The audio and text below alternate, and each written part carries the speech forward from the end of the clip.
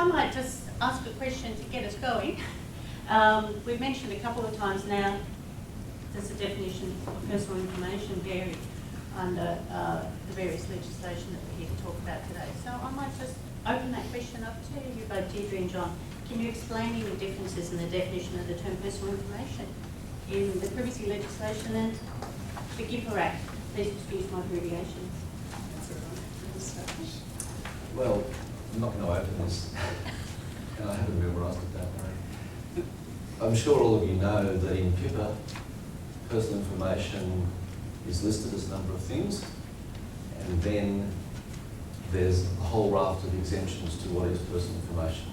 I think it goes up to L or N or M or something like that. In GIPA, there's only A, B and C as the exemptions. There's only 3 exemptions. And one of those exemptions, unless you work in state records or coronial office or something, it's probably rarely going to come up. And that's the issue that personal information does not include information about a person who's been deceased for 30 years or more.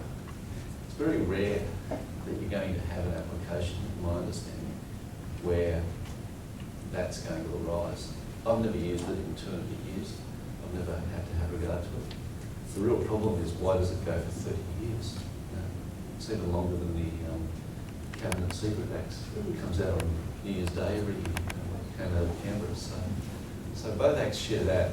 Now, personal information is information or opinion about an individual whose identity can be ascertained or is reasonably ascertainable or something to that effect. That's in both acts. It talks about some biometric things, fingerprints, images, etc. What's the one in the middle? Yeah, well, that's one of the biometrics, yeah, the retina.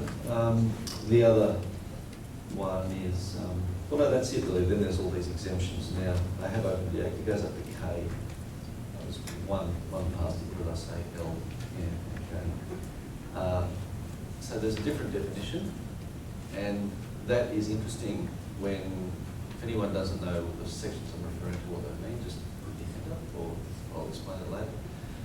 When you're doing an application under section 14 of GIPA, you're having a look at that section, you're having a look at the table, it talks about whether it depends on information protection principle, then you have to realise whether it's personal information.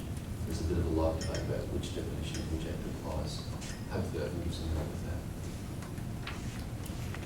Don't ask me why they're different definitions. I'd really like to align them.